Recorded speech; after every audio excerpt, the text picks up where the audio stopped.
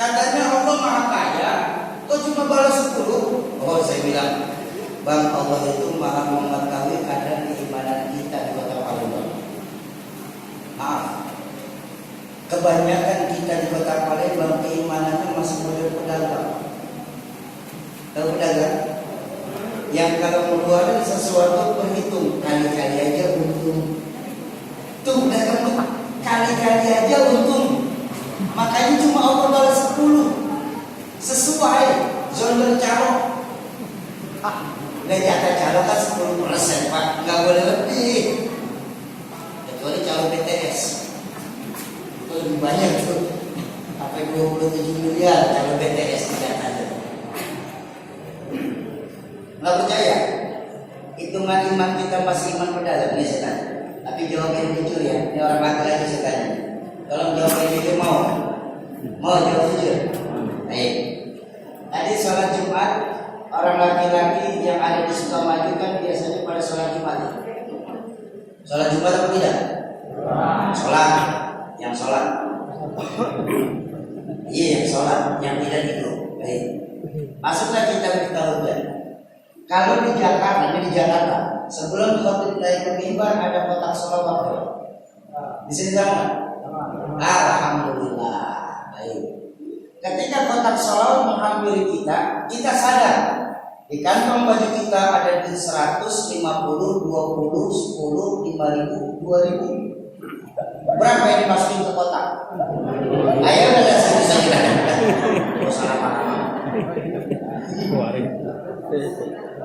2.000 di dalam masih terasa besar, Pak. Padahal itu harta kita sesungguhnya 100.000 belum tentu jadi harta kita.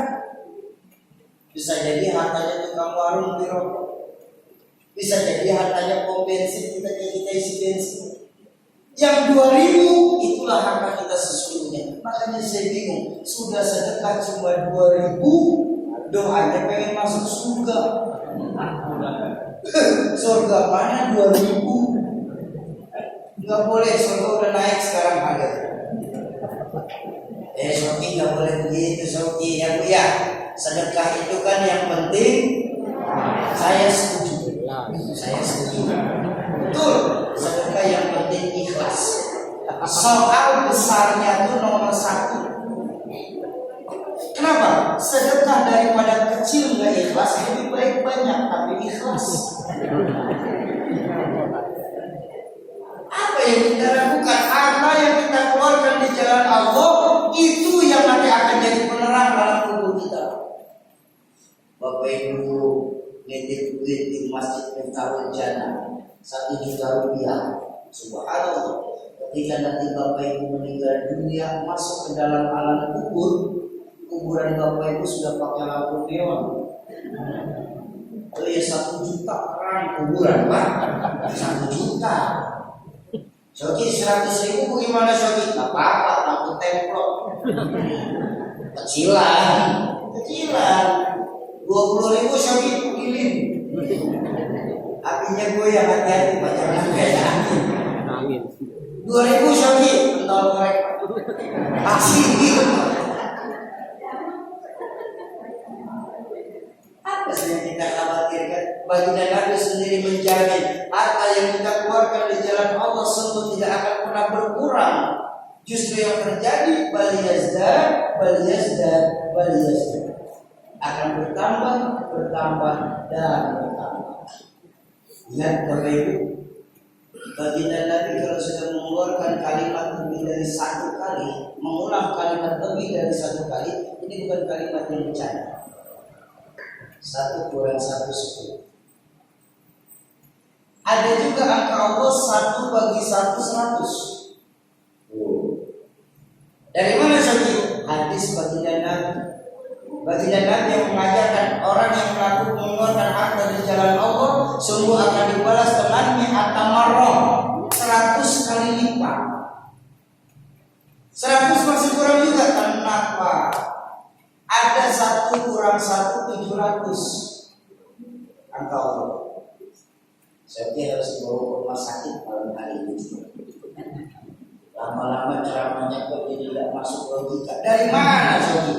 1 kurang 1 bisa 700. Janji Allah dalam Al-Quran itu sendiri apa? Mathalul ladzina yunfiquna amwalahum fi sabilillah kamathali habbatin ambatat sab'a sanabil fi kulli sunbulatin mi'atu habbah. Orang yang mengeluarkan harta di jalan Allah laksana memiliki 1 bukit biji, yang ketika biji itu ditanam Allah jadikan dari biji tersebut menjadi 7 cabang baru, yang di tiap cabangnya Allah akan balas dengan 100 bukit biji baru lagi. Makanya diulang-ulang dalam surah Ar-Rahman 31 kali. Fabi ayyi ala'i rabbikuma wa ni'mal yang kita dustakan dari Allah. Puncaknya akhir dari ayat tersebut apa? Wallahu yudha'ifu liman yasha. Allah akan menambahkan kepada siapa saja yang dikehendaki. Ketika Allah yang sudah menambahkan, apakah ada hitung-hitungan yang buat Allah? Ya Bu? Ya Bu? Apaan? Iya, pokoknya iyalah sobi. Nah, Bapak Ibu jamaah masyarakat muslimin dan muslimat, para calon penghuni surganya Allah yang dicintai Allah Subhanahu wa taala. Makanya atas dasar itu semua, mengambil keberkahan dari bulan Muharram, kami dari Yayasan Kampung Zikir Madani membawakan malam hari ini investasi dunia akhirat yang paling menguntungkan untuk para jamaah Miftahul Jannah. Bahkan kalau saya boleh ambil bahasa dalam Al-Quran itu apa? Tijaratan lan tabu, perniagaan yang tidak pernah merugi. Apa itu syar'i? Wakaf pondok pesantren. Keuntungannya apa syar'i? Keuntungannya saya berani janjikan seperti yang dijanjikan bagi Nabi. Apapun amalia para santri, Bapak Ibu bagian pahala. Santri sholat berjamaah. Mungkin kita sholat berjamaah masih melihat-lihat waktu, tapi ketahuilah nanti dia bermasyar, Bapak Ibu akan kedapatan pahala sholat berjamaah. Di umur kita sekarang ini, menghafal Al-Quran bukan sesuatu yang mudah. Walaupun tidak menutup kemungkinan tetap bisa hafal, cuma sudah tidak mudah saja. Tapi ketika para santri selesai menghafal Al-Qurannya, subhanallah, jangan kaget nanti dia bermasyar, Bapak Ibu akan didatangi 2 orang malaikat membawakan mahkota dan cahaya yang terang. Kenapa? Karena Bapak Ibu sudah menjadi keluarga Allah. Siapa keluarga Allah? Mereka yang mampu menghafal dan menjaga hafalan Al-Qurannya. Makanya investasi curang nih Mas. Kita nggak perlu ngoyo, tahu diwakili. Oh enak sekali kayaknya Syauqi Islam itu. Memang boleh seperti itu loh. Saya bilang tadi baginda Nabi yang mengajarkan. Baginda Nabi mengajarkan dalam hadis, orang yang membantu orang lain dalam melakukan kebaikan, pahalanya sama seperti orang yang melakukan kebaikan itu sendiri. Oh gitu ya Syauqi, ya sudah. Insya Allah kami jamaah Miftahul Jannah mau ikut berwakaf insya Allah. Cuma Syauqi ganti nama lah, jangan pakai wakaf, kami tidak mengerti. Bilang saja sedekah, kan itu tujuannya sama juga Syauqi. Oh maaf Bapak Ibu, sangat berbeda. Memang apa bedanya Syauqi antara sedekah dan wakaf? Bapak Ibu bersedekah di Masjid Miftahul Jannah 1 juta rupiah. Oleh pengurus masjid mungkin diberikan genset atau ditambah harga. Pahalanya berjalan, sama pahalanya. Selama masih ada aktivitas jamaah di dalam masjid, Bapak Ibu bagian pahala. Tapi akumulasi, nah ini kan masalahnya, MLM-nya. Ini keuntungannya. Akumulasi dari hitungan pahala itu berhenti ketika barang yang disedekahkan itu sudah tidak terpakai lagi. Makanya maaf, Bapak Ibu dulu pernah ingat ketika masih remaja atau bahkan masih kecil, melihat surau direnovasi, pengurusnya lagi ngumpulin paku bengkok supaya lurus lagi, bisa dipakai lagi. Masih ingat? Pernah lihat atau tidak? Kalau saya di kakek Saya mana Bu? Bu, pulang bareng. Oh iya, di depan.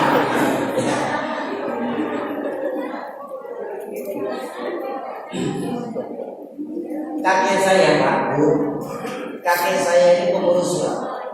Ketika lagi direnovasi, kakek saya itu asli mukulin paku yang bengkok biar bisa lurus. Pikiran saya saat itu untuk menghemat anggaran. Saya sampai protes sama kakek saya. Saya bilang, apa Syogi? Kenapa sih kakek mesti ngelurusin paku yang bengkok? Kenapa nggak beli saja kayak kan murah paku ini kayak? Saya ingat waktu itu ya harga paku itu 125 rupiah per kilo. Saya bilang beli aja kayak. Kakek saya tersenyum. Beliau ambil paku yang bengkok satu, beliau ambil. Beliau berkata sama saya, Syogi, ya kek, walaupun yang kau lihat cuma sebuah paku bengkok, tapi ketahuilah Syogi bahwa di dalam paku ini ada sedekahnya orang yang wajib kakek tanggung jawab nanti di hadapan Allah. Kakek nggak mau gara-gara satu paku bengkok ini dapat pertanyaan tambahan dari Allah di yaumil mahsyar. Makanya maaf, orang tua guru kita, ya, guru dan orang tua kita dahulu lebih bijak dalam mengurus surau atau masjid. Ketika sedang renovasi, biasanya itu barang yang masih bisa dipakai akan dipakai ulang, walaupun cuma sebutir batu bata, Umpama renovasi total, sehingga buset pintu sudah tidak cocok dengan bangunan baru, nggak langsung dibuang atau dijual, enggak. Tapi biasanya akan dihibahkan ke musola atau surau-surau terdekat. Lalu kalau yang sudah rusak biasanya akan dipilih dulu sebelum dibuang. Kenapa? Nanti barang-barang pilihan itu dikumpulkan di gudang, ketika renovasi itu akan dileburkan dan dijadikan fondasi bangunan baru. Itu orang tua kita dulu. Selama masih ada barangnya tertempel di masjid, pahala sedekahnya masih berjalan. Sekarang kan di Jakarta, di Jakarta kehabisan minimal sudah tidak lagi seperti itu. Ya saya tidak salahkan. Mungkin saja karena anggarannya berlebih sehingga berpikirnya praktis dan semua saja. Mereka lupa bahwa di bangunan lama ada hak sedekah orang yang akan Allah tanggung jawabkan di hadapan Allah. Itu sedekah. Pahalanya berjalan kalau masih ada. Kalau sudah tidak ada. Lalu kalau wakaf Syogi, nah ini istimewanya wakaf. Kita bicara pesantren. Betapapun puluhan kali pondok pesantrennya direnovasi, tapi selama di dalamnya masih ada yang sholat berjamaah, masih ada yang menghafal Al-Quran, masih ada yang membaca Al-Quran, masih ada yang belajar agama, pahalanya akan terus berjalan kepada Bapak Ibu sekalian. Itu baru dari para santri. Bagaimana ketika santri itu lulus, terjun ke masyarakat mengajarkan agama lewat keberkahan wakaf yang Bapak Ibu titipkan. Panjang lagi. Itu kalau santrinya belum nikah. Bayangkan ketika santrinya menikah, menanamkan nilai-nilai agama lewat keberkahan wakaf Bapak Ibu sekalian malam hari, lebih panjang lagi. Makanya inilah MLM saya sebut tadi, ijarah dan tabur, perniagaan yang tidak pernah merugi. Jadi yang membedakan antara sedekah dan wakaf angka. Itu saja yang membedakan. Sedekah nggak perlu berakal. Bapak itu datang ke masjid Miftahul Jannah, bicara sama orang tua saya, Bapak, ya saya nitip duit 10 juta rupiah untuk sedekah. Terserah mau dibeliin apa, pahalanya untuk orang tua saya yang sudah meninggal dunia. Habis itu tinggal saja. Makanya sedekah itu biasanya beliau itu secara sendiri. Kalau wakaf nggak bisa, Pak.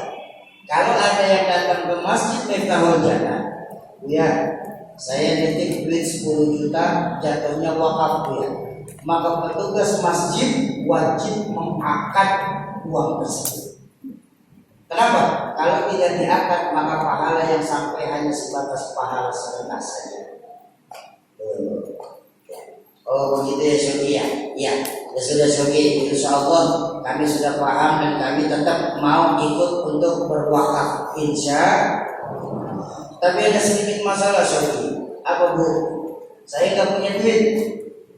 Oh tenang, jangan khawatir. Jangan khawatir bagaimana Sogi? Nggak punya duit kok nggak khawatir? Yang nggak punya duit kita. Allah Maha Pemberi rezeki. Ini dulu yang harus kita tanamkan. Kenapa? Sebab kalau beramal wajib menggunakan uang, insya Allah kita nggak akan pernah mampu beramal. Sisi lain, malam hari